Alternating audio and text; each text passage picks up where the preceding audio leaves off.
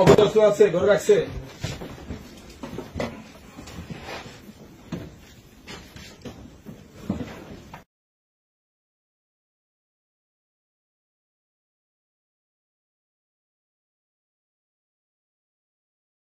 এত কথা আপনি বলেন কেন?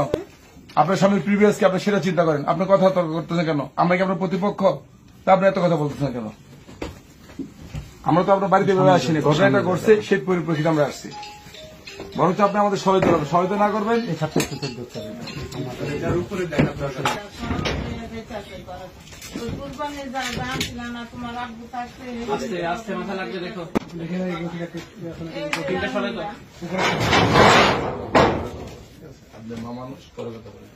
আমরা কথা না না